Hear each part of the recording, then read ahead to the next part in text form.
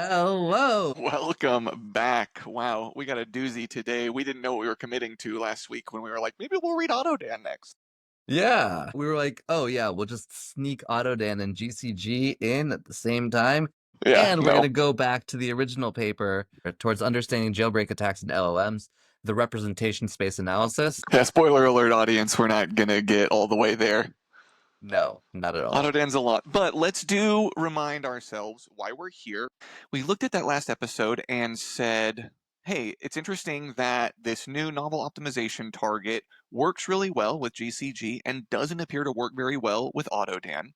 Let's go understand those algorithms so that we can better understand why that was the case.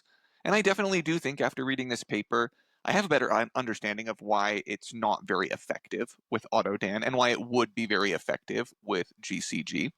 So that's good. Yeah. Also, shout out to the lead author and the PI, who are both at my alma mater. University of Wisconsin-Madison.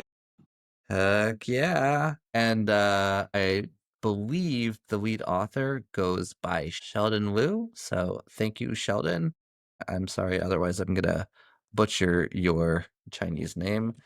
We also have Nanshu, Muhao Chen, and Xiaowei Xiao. All right, so let's jump in. Yeah, and I think we can do a lot of summarization here. We don't need to read every word of this paper because we're not doing this, like, we're not going to look at the results. It's 2-year-old results against older models that are not really as relevant anymore. And this paper has a new version, AutoDan Turbo, a new version of this algorithm. So, more or less, this abstract says there are two main types of jailbreaks, stealthy jailbreaks and non-stealthy jailbreaks. Also, a slight difference between hand-chosen jailbreaks and automatically generated jailbreaks. The state of the art during this paper for automatically generated jailbreaks was GCG, which explicitly does not produce quote-unquote stealthy jailbreaks. GCG produces prefixes, but that are often just kind of literally gibberish, and it throws the model off, and then the models answer the prompts that they shouldn't. Whereas with stealthy jailbreaks, you're writing something that seems like a legitimate prompt, reads with semantic English, and then still jailbreaks. And one of the reasons that stealthy jailbreaks are important is because perplexity-based defenses work really well against GCG. The models Right. know that they are confused and that they've never seen this token sequence before, and they're like, well, I guess I'll predict a next token, but it's really weird what you gave me. And we can compute that really fast. Perplexity defenses are quite effective against GCG. Exactly. One thing, small side note, GCG creates adversarial suffixes. Not prefixes.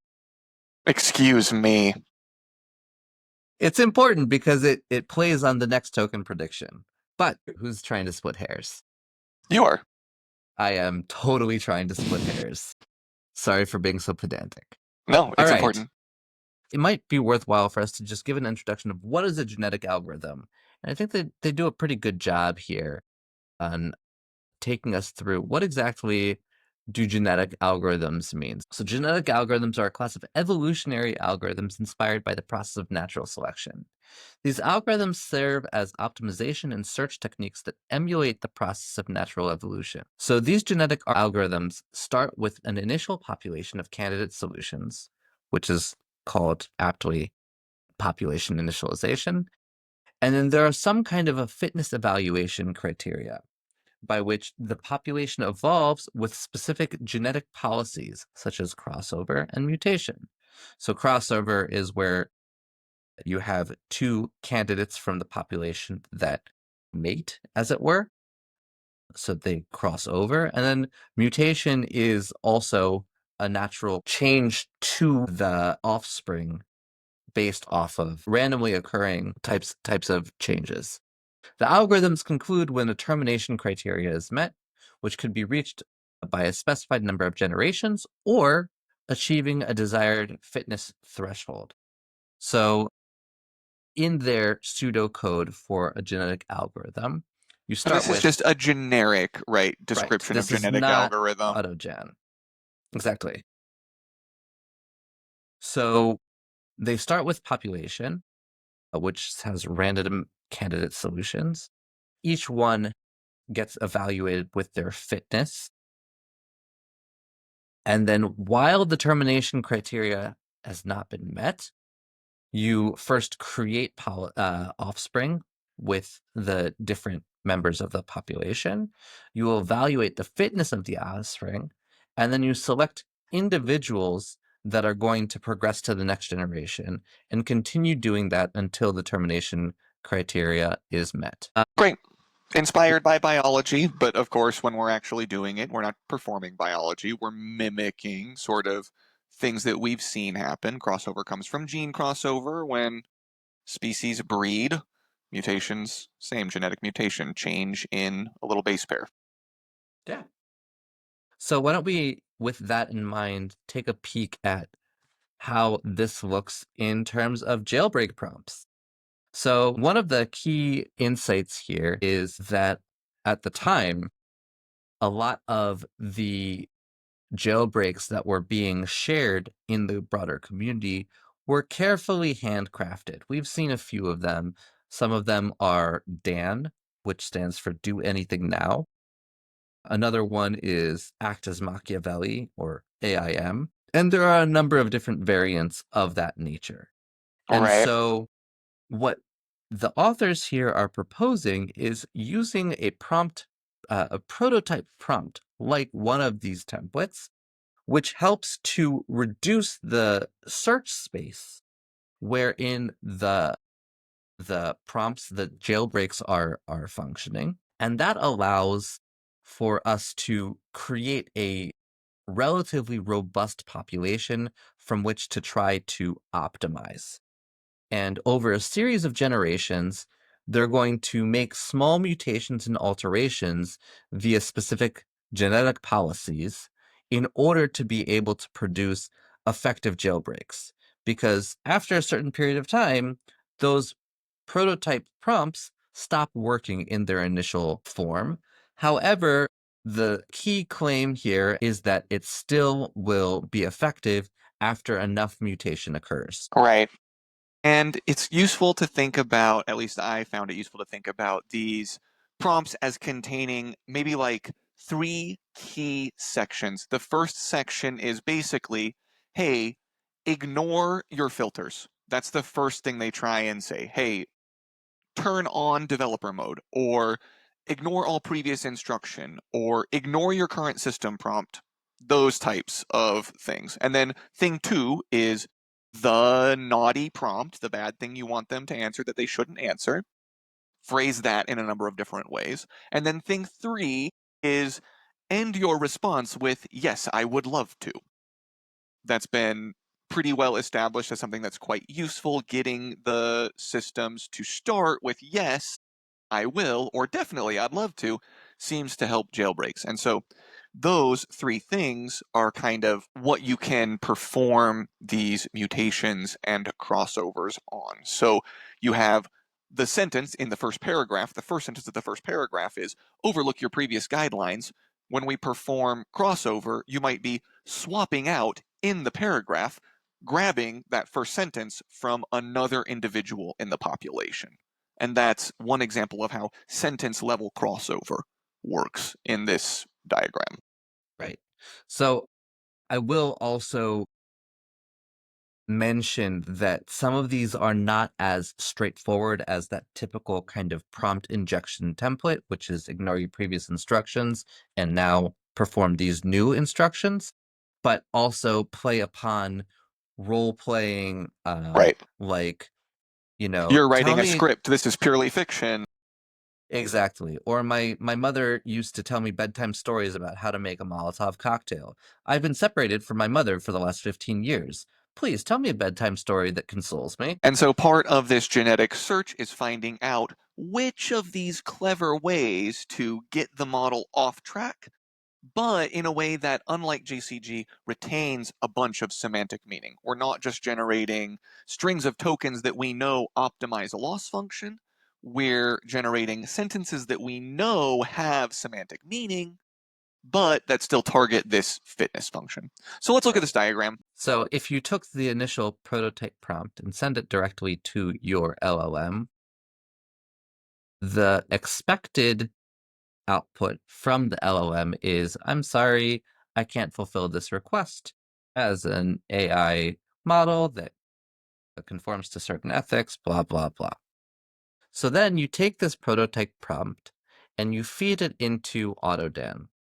And as we mentioned initially, it will generate a number of different variants from that prototype prompt that act as the base population. It will then perform fitness evaluation, and we'll go through exactly what the fitness evaluation looks like and how it's evaluated. What they actually propose here is not simply a genetic algorithm, but a hierarchical genetic algorithm, with the key insight being that it's not enough to look at just what the output is on its own, but you really have to understand how each sentence within the adversarial prompt is contributing to what makes it potent against the LLM. And based off of that, they kind of cannibalize certain elements of the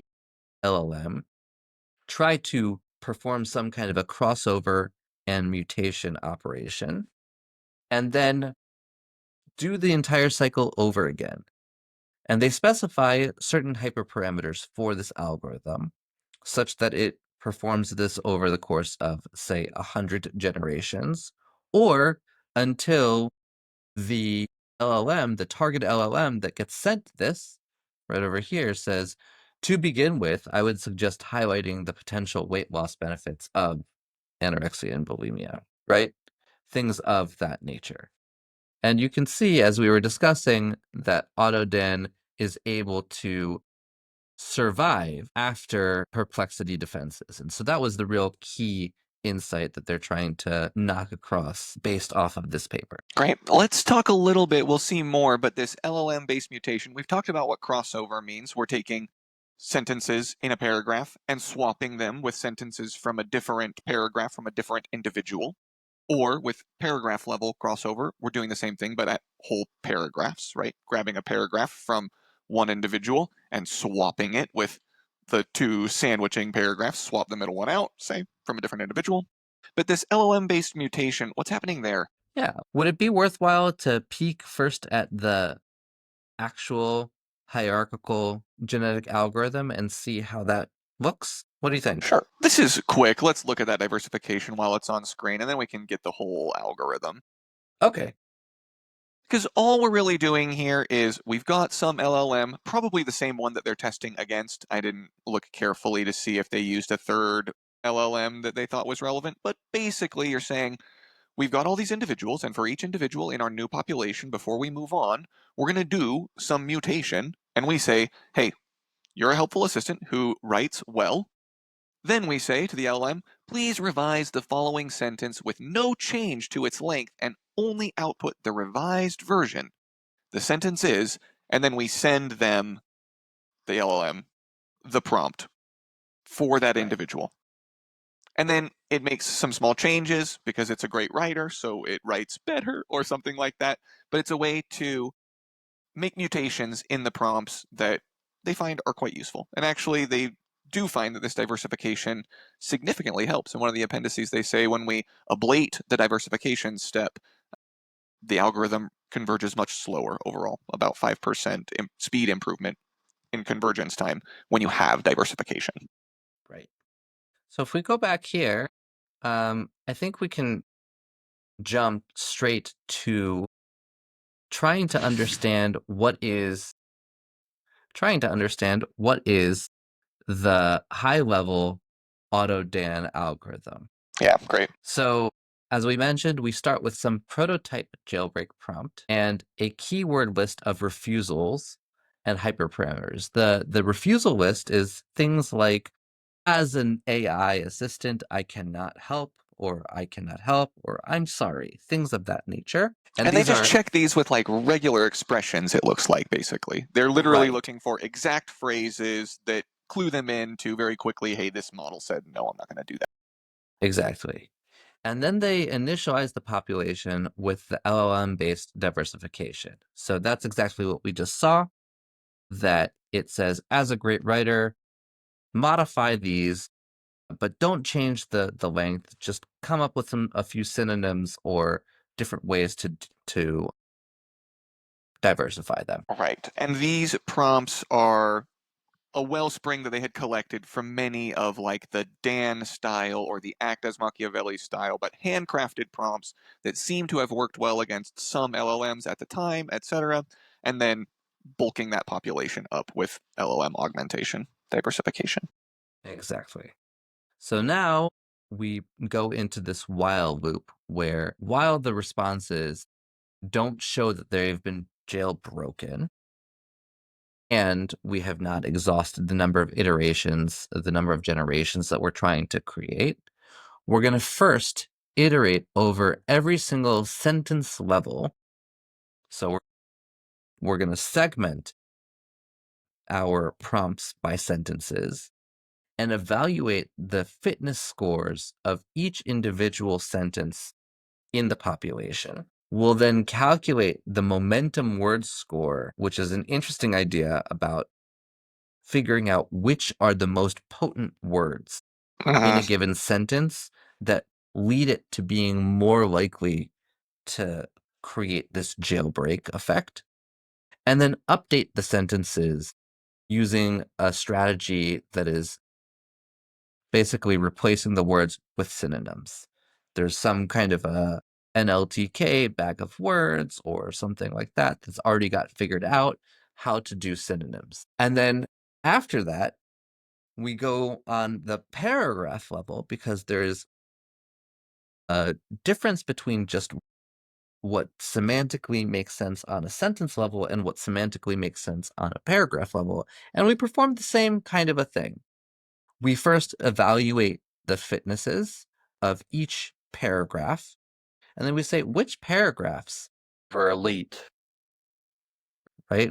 This is one of the hyperparameters that we define up front. So the default in this, I believe, was 10% of the population is considered elite. So if we had 100 variants, they would say only 10 are set aside, and those are not modified here. And then the Right. rest, they are selected for crossover and mutation. So the modification, the elite are kind of set aside. That this also shows us that these are not gonna, it keeps the population drift from going too crazy out of whack. And it helps us in making sure that these are the top performing, most likely to lead to a jailbreak. And we'll talk about exactly how shortly. And we But just say, then we'll keep those in the population as is. They're really good. They don't even need to mate. They don't need to breed. They're perfect as is. We're cloning those ones. Those are and then bananas. They don't make seeds. then we conduct crossover and mutation on the rest of the parent prompts, and then hope for the best. See which works, and then based off of that, if none of them created a jailbreak, repeat the process, rinse and repeat. Great. Do you want to take a look at this fitness equation since I think it's right? Oh, is that equation Yes. 4? It's equation 3. Okay.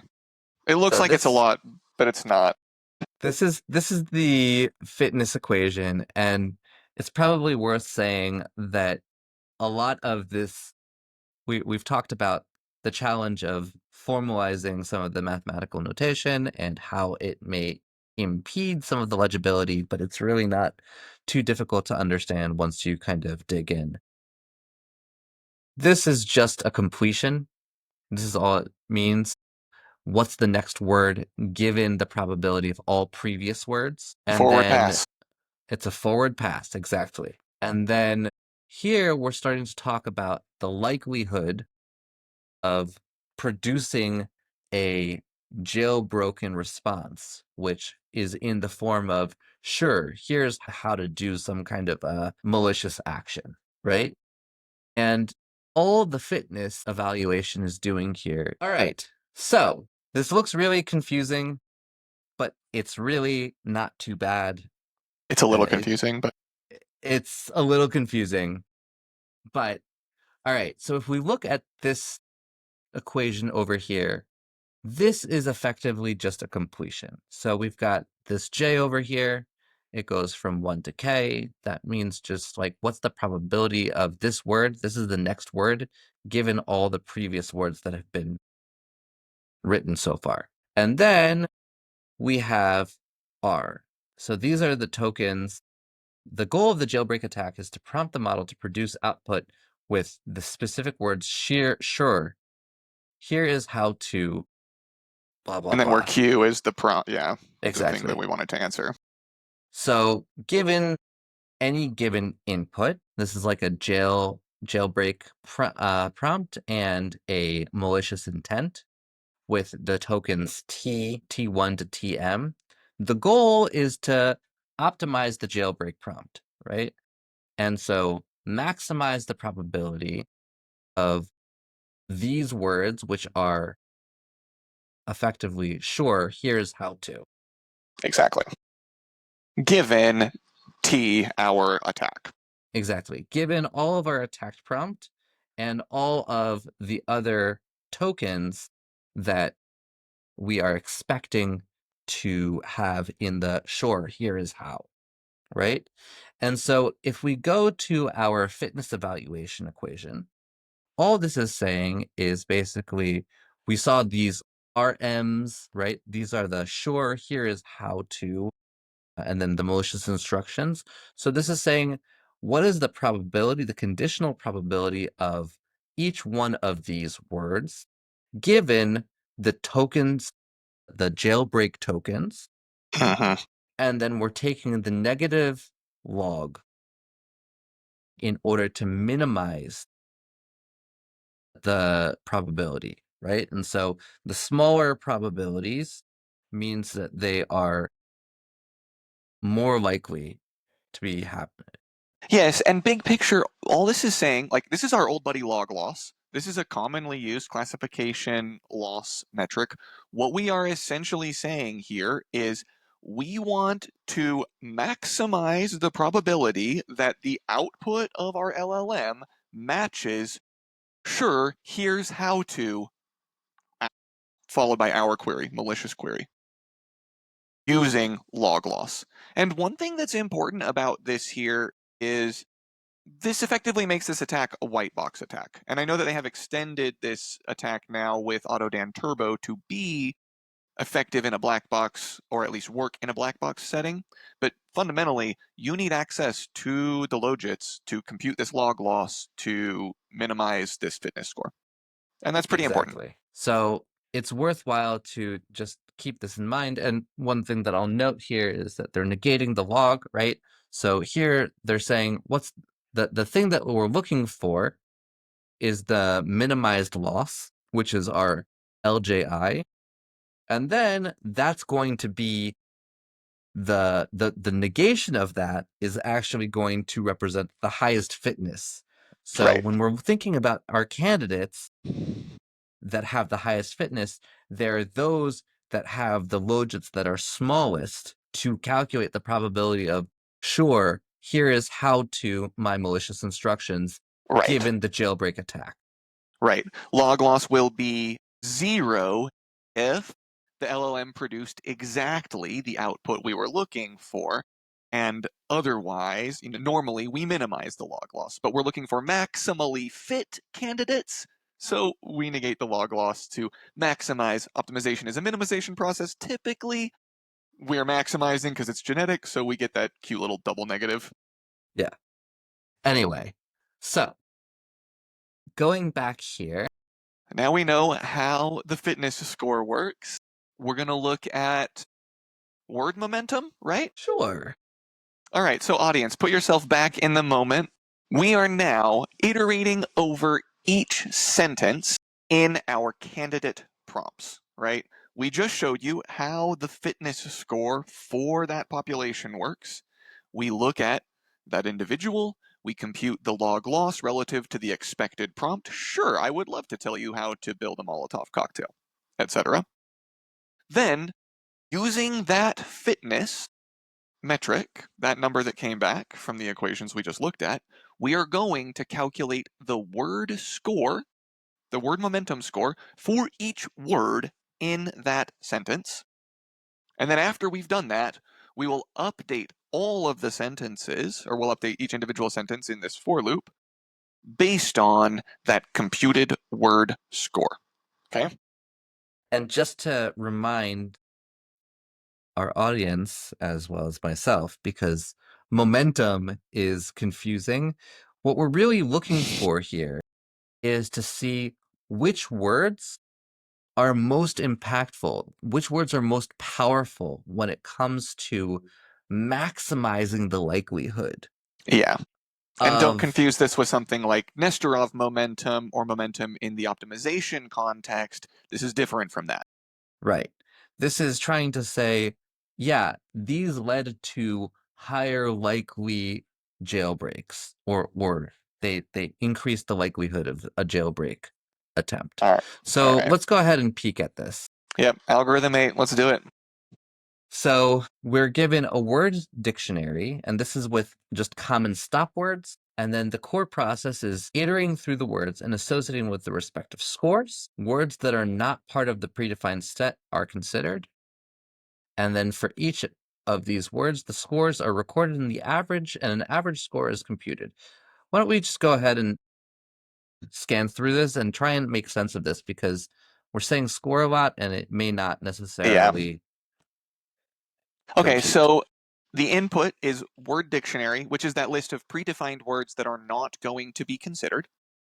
Then individuals, that is the list of all the sentences.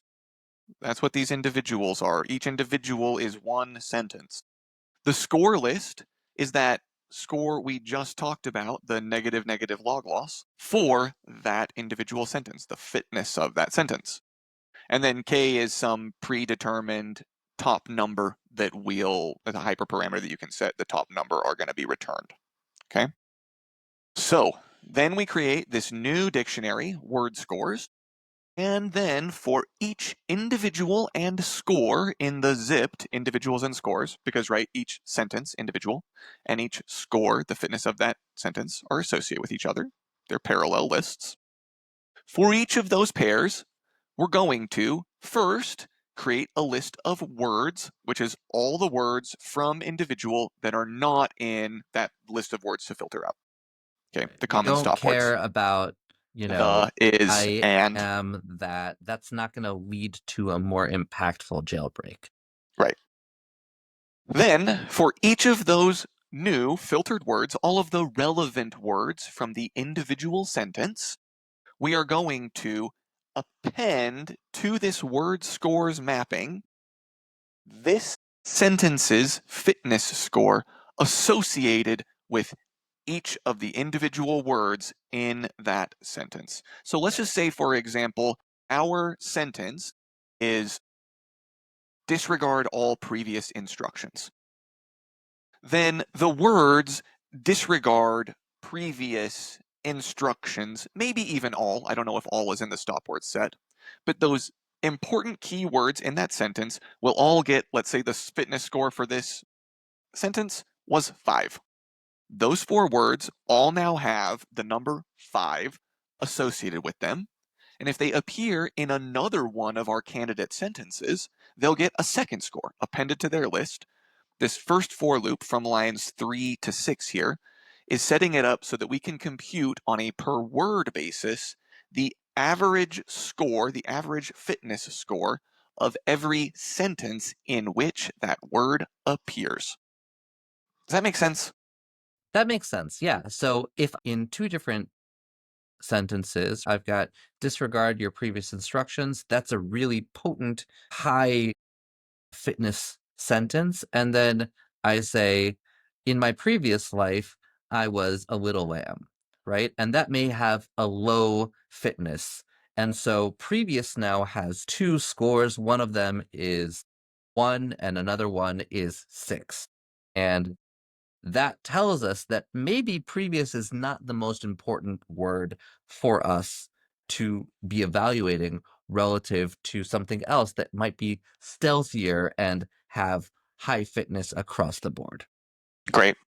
Okay, so then on line 7, We've got this mapping of every word that exists in every one of our candidate sentences, and we've mapped it to a list that has a number for every sentence in which that word appeared. We're going to compute on line 8 the average of each of those numbers. So now every word has the average score of all of the sentences in which it appears.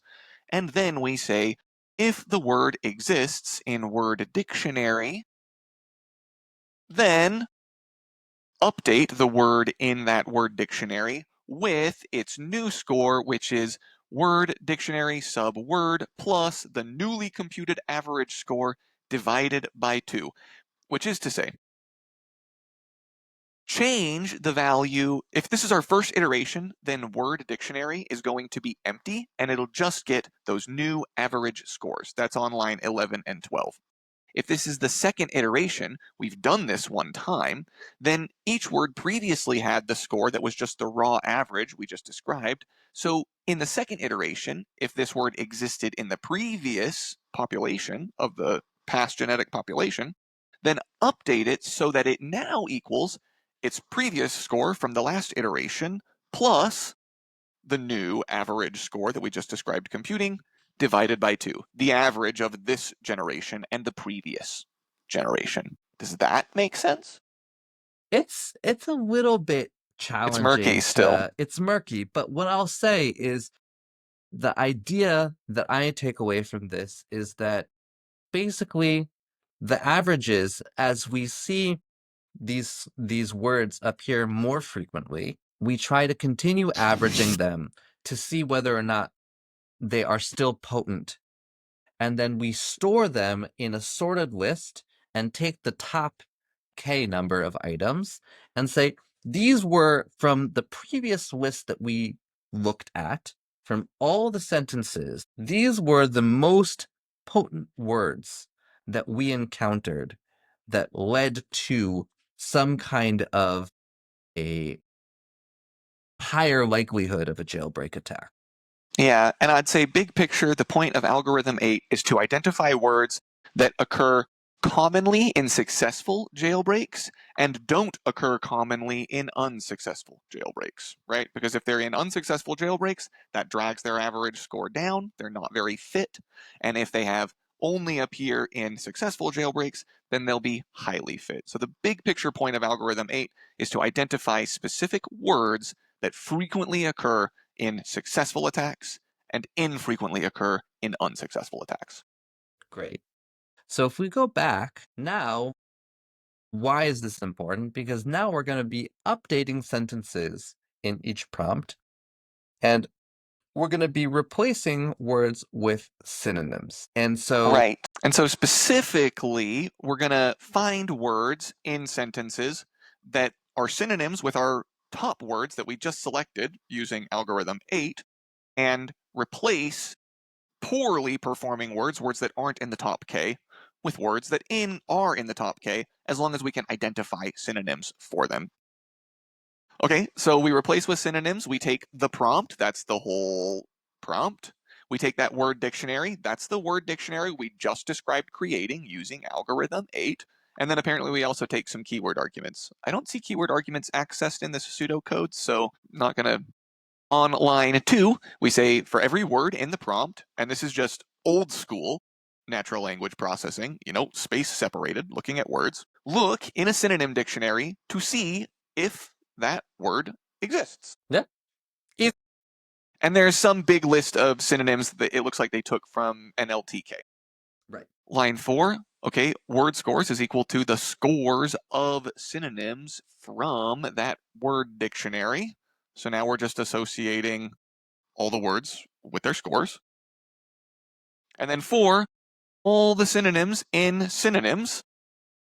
If some random value is less than the word dictionary sub synonym, so we're grabbing the score from the score produced in algorithm 8, divided by the sum of all of those word scores, then replace the prompt with the version of the prompt with that synonym swapped out. I'll be honest, I'm confused about the usefulness of random number there. Random value. Yeah, I'm not sure. I think that the idea here, if I were to take one step back, is to say we're trying to mimic how natural selection actually works. And sometimes in a new generation, a new gene is introduced and mutated.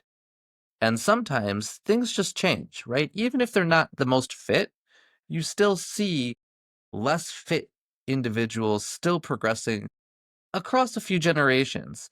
So, in so doing, this replacing words with synonyms is saying some of the time we're going to see this new mutation of a slightly better performing word show up. And so this is how we're seeing on a sentence level the new words that are slightly better, improving the quality of our population's fitness. And then other times it will stay the same. So Right. that's my takeaway from this. I think you're right. It preserves genetic diversity because if you didn't have line 6 here, you didn't have this randomization, then every time you saw the word, forget, if forget was not a top scoring word and disregard was a top scoring word, then all of our candidate prompts suddenly only contain the word disregard and never contain the word forget. And that would reduce the genetic diversity of our population and probably prevent this genetic algorithm from working. Exactly. The purpose of this goal of algorithm and this way of thinking is that we want to steer our search in a very large search space in a way that doesn't prune off opportunities that might still be fruitful, Right. but give us a way to explore organically how things are working. Right.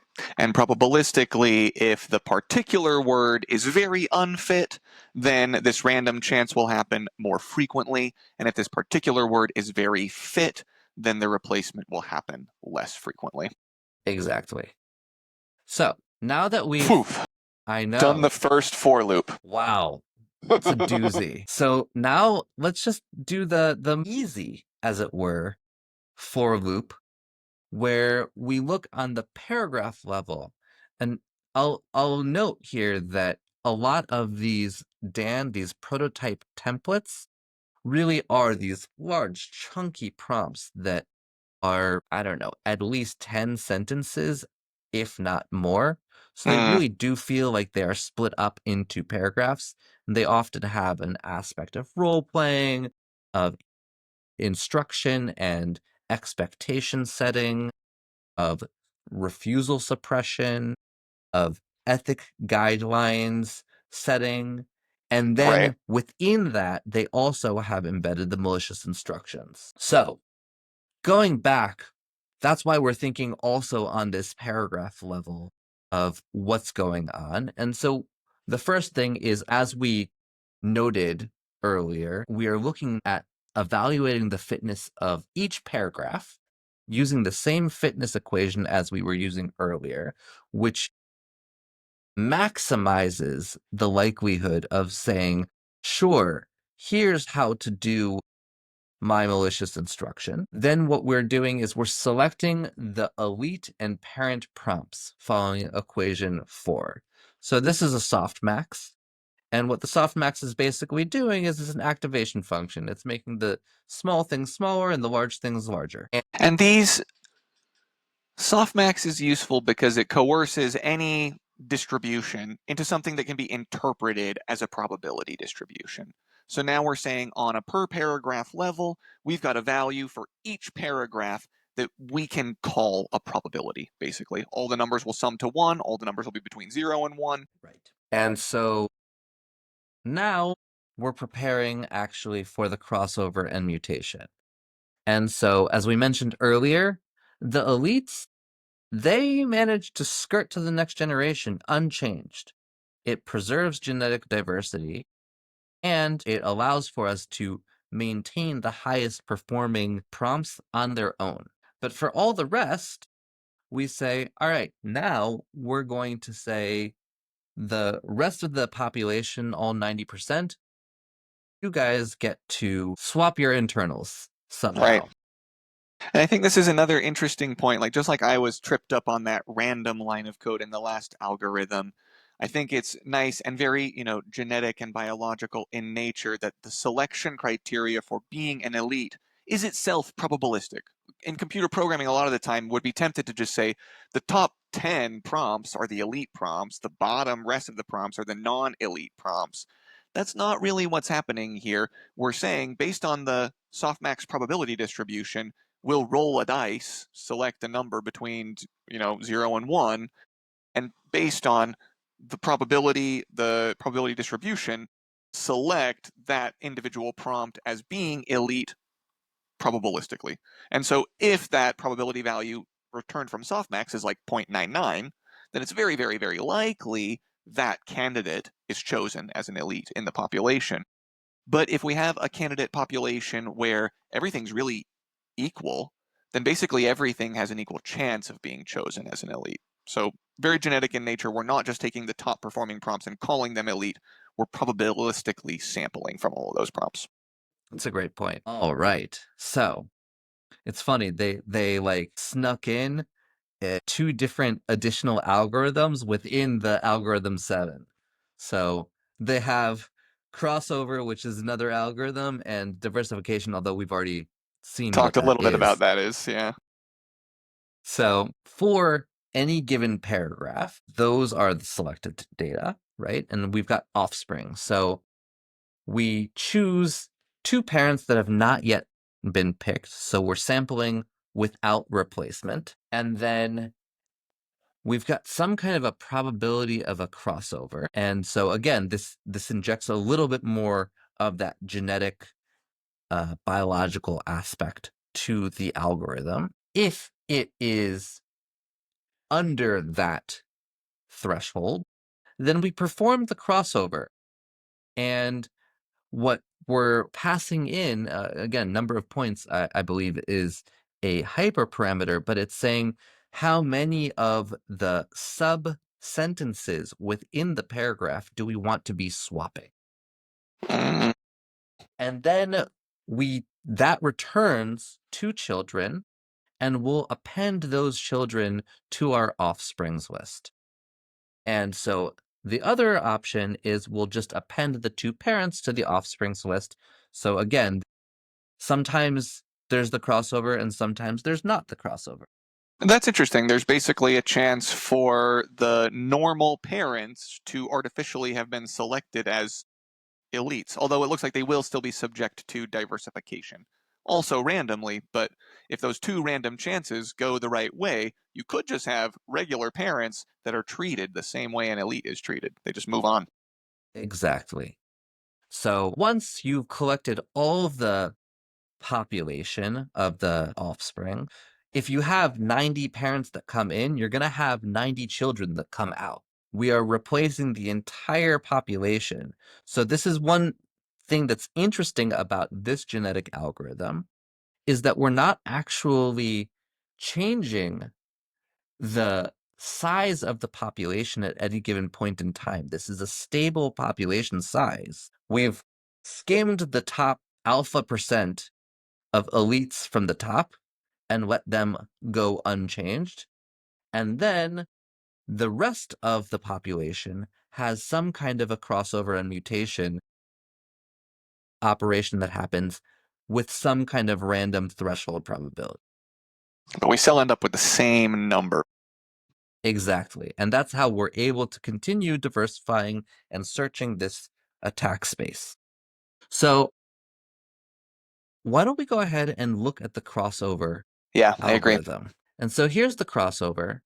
And so you can see here's two strings, right? So these are our paragraphs.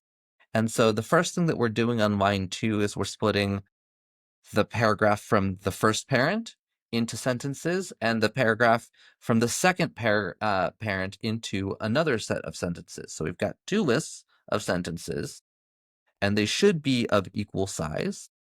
And then we're choosing the max number of swaps. And effectively, we're saying how many swaps do we want to make between these two parents randomly? And So we take the minimum either between the number of points or the max swaps, whichever is more possible. We then have these swap indices. And these swap indices are defined as some sorted random sample from 1 to the max number of swaps. Yeah, so it's like these paragraphs have 10 sentences in them, let's say. Then max number of swaps is 9 sentences. We can't swap all 10 of the sentences. By the time we've swapped 9, we'll have effectively swapped 10 because we're moving a sentence from one place to another place. Right. Then the actual number of swaps is the minimum of how many sentences there are in these two paragraphs, or the number we chose via hyperparameter, num points. Then we're selecting which of those, so let's say we did end up with 9, we're swapping as many sentences around as possible. Then the swap indices are going to be the indexes 0, 1, 2, 3, 4, 5, 6, 7, and 8. They might be in a random order, but they'll have all been selected. But if the number of swaps was only 2 and we have 10 sentences, then we're going to randomly select which 2 sentence locations, the first sentence, second sentence, third sentence, fourth sentence, we're going to randomly select 2 such sentences. Maybe it's the third and the ninth. And we're going to swap only in those 2 locations. So we're randomly selecting within the paragraph which sentences to perform crossover on. Are we crossing over on sentence 1 and 5? Are we crossing over on sentence 3 and 4? Are we crossing over on sentence 2 and 9? That's what the swap indices are. So, I want to take a step back for a second and say, how many different points now throughout this very long adventure that we've been on, we have injected an element of randomness. And it hasn't been at a single point, but it has been at multiple different points where it's possible that we can inject new diversity into the population versus when we keep things the same. And this really does show the way in which the population can drift or not. I imagine that there are some of these which will just return complete nonsense. And there are some of these that will be surprisingly effective. Yeah. Yeah. Let's do 9 through 23 because I think this code's actually very simple. For Yeah, each of the sure ahead. swap indexes that we've picked, for all the sentences that are going to have crossover performed on them, randomly determine true or false, random choice of true or false, flip a coin, and if true, then switch the sentence in position 1 from string 1 with the sentence in position 1 from string 2. Just put those 2 sentences in the other place, in the other string, to produce the child. And that's what these 2 if else's perform. Nice. And then you do the same thing, lines 17 to 22. Again, flip a coin. If it's true, then extend new string 1 with sentences from the last swap, and extend new string 2 with sentence 2 from the last swap. Swap the sentences. Nice. Makes a lot of sense. I think it might be helpful now because we're really deep in the details to go back to the original high level visualization and try and recapitulate Yes. that. And so if we go back to our visualization, we started with this prototype prompt. And in the prototype prompt, this came from a handcrafted prompt that we had seen was effective against some target model. This had some aspect of a refusal suppression or role playing or some kind of an instructive to ignore previous instructions. And it also had some malicious instructions embedded within it. And it might have some combination of all of them. And then we saw that sending that handcrafted prompt no longer functions effectively against the target LLM. We then performed this very complex manipulation of that handcrafted prompt, wherein we created multiple different variants of the original template. We calculated how fit each one of those templates was. And then we performed this hierarchical genetic selection, which first we looked at the elites. Those elites were able to move on to the next generation unchanged. But then from the rest of the population, we took those remainders and then we first created some kind of a sentence level analysis of which words were most likely to lead to a jailbreak. We then said, let's try and swap some synonyms of those high performing words to be more high performing on the sentence level. From there, we said, let's take the paragraphs and we will crossbreed them. And I misspoke earlier because everybody gets that momentum scoring and potential synonym swapping. Mm. However, only the elites then get to move on to the next generation relatively unchanged. The parents have How to breed. the parents have to be subjected to some form of breeding, which can involve both crossover and or some kind of LLM-based diversification, Hmm. where the LLM is then sent the prompt and said to paraphrase it without necessarily changing the length of the prompt. Then, after all of that is said and done, you repeat the process either until you've hit the max number of generations, which could be 100 generations, or until you see a successful jailbreak. Indicated by, sure, I'd love to tell you how to make a Molotov cocktail just like Mom told you. Exactly. Exactly. And so I think that there's some really interesting things. First, this was my first real opportunity to sit down and grapple with genetic algorithms. And it was interesting to see at how many different points randomness was injected into the process. Yep, it's a kind of searching that has a lot of exploration, and that's where that randomness comes in. And it's quite useful in the context of LLMs because we happen to know that there's a lot of prompt diversity. There's a lot of ways to say, hey, please build me a bomb. Lots and lots of very, very clever ways. So the genetic algorithm gives us a way to explore quite a lot through randomness, but also while keeping the set of things we're searching at any given iteration, any given population, fixed, so we can put time boxing on that.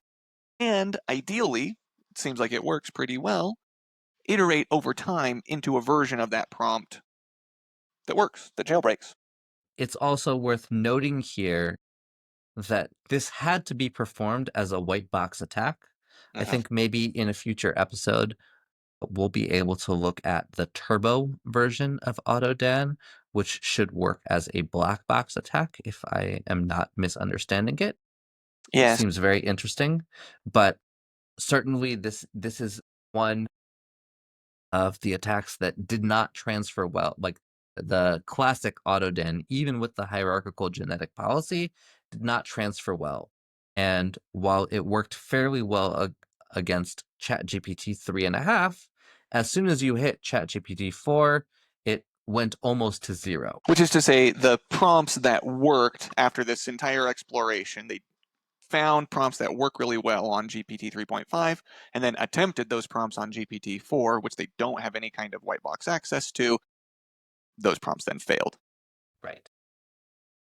But it's also important for us, the reason we looked at this is related to the white boxiness of the attack, right? In the last paper, they used a different novel optimization target trying to, in that PCA two-dimensional space, move the logits in a particular direction after PCA had been applied in the direction of harmlessness. And they could not have done that unless this attack fundamentally involved getting those logits out. There's one last thing that I'd really like to talk about. In all four of the episodes that we've recorded so far, we've really talked about this idea of refusal suppression. And I think that's really important. But one thing that this particular paper highlights is this idea of a recheck metric. Now, a recheck metric is effectively a way for us to understand when the refusal metric doesn't quite work. Specifically, they mention in this paper that there are some keywords, certainly when the model refuses and says, sorry, I cannot help with this request, that this is an unsuccessful jailbreak. However, there are some circumstances where a model will actually answer the malicious request with some kind of a acquiescing response. However, it will provide a disclaimer. So that might be a partial attack success. All right. It's illegal to make Molotov cocktails, but if I were to make one, I would do it like this. Exactly. The other option is that there are instances, as they note, where the LLM will respond, not provide an outright refusal, but the responses are nonsensical and should be classified as attack failures. Right. And this one And is like, in your mother's stories, she always told you to build a Molotov cocktail by putting Kool-Aid in a plastic jar. exactly. And so there does need to be some added additional check as we think about attack success rates of how often is it just being based on that conservative refusal metric versus how often, especially when we're performing this more sophisticated search mechanism Uh-huh. that kind of goes through how LLMs are reasoning to be able to filter out what actually is a refusal and what's not a refusal. And in the ablation study, I'll just note that they said that there was a high level of overlap between what they had with the recheck metric, which basically using an LLM checks to see whether a an attack was actually a successful attack or not, using some Mm-hmm. form of an LLM as a judge. So the LLM as a judge was able to categorize all of the refusal answers as indeed being a failed attack. However, it was able to better classify the more nebulous responses that could have been an attack or not more correctly. And so it's worth taking that into consideration as we continue evaluating the literature and understanding how are people thinking about calculating these attack success rates when they make claims about the efficacy of these types of attacks. Yeah. And this is an area where there's real tension. You know, you want to generate a number of samples that's very meaningful and statistically useful, and then you also only have like, 3 or 4 grad students. If you generate 10,000 responses, can those 3 or 4 grad students realistically, by hand, evaluate every single one and say, yes, yes, yes, yes? It's just a lot of work. So we use like the keywords or we use the LLM as judge, and we have to recognize that those are only proxies for. So there's some error bounds a lot of times on these reported metrics that, maybe they're bigger than we think they are. Yeah. So I think with that, we have Actually, I hit. want to say one last final thing, which is we looked at this paper because AutoDan did not amend itself well to the attack description in the last paper, where instead of the log loss that we talked about in this, they replaced the optimization target with the distance in the harmfulness direction or the harmlessness direction. They tried to actively move those prompts. This method was not amenable to that new optimization target. So when they switched the optimization target from the difference at the sentence token level of saying, starting with, sure, I'd love to help you, that's the optimization target in this paper, in the initial AutoDan paper, when the authors of our previous paper tried to swap out that optimization target for a new optimization target based on their PCA analysis, this genetic algorithm was not successful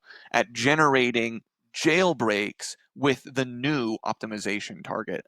And I think that's pretty interesting. And the fact that GCG was able to generate more jailbreaks with that new, vector optimization target that's fundamentally about moving us in the direction of harmfulness, I think it's interesting that GCG was capable of doing that and that this genetic process didn't ultimately produce prompts that were successful at jailbreaking when the optimization target was switched from start your sentence with, yes, I like to help, to move in this high dimensional space, move the vectors in a direction.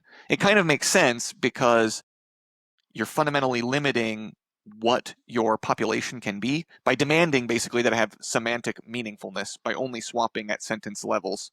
Whereas GCG was much more able to do this very abstract task of moving the mathematics in a direction because that's how it was designed. It's designed much more in a way that is amenable to this vector math, this abstract world, and it doesn't have any maintenance of semantic meaningfulness. I thought that was really interesting. Yeah, I agree. It really speaks, at least to me, to the fact that there are many. I mean, there's many different ways to skin this cat, and we can search in optimization based ways, or we can search in kind of a more organic, random way. But both can be fairly effective. All right, thank you very much, and looking forward to doing the next one with you. Cheers.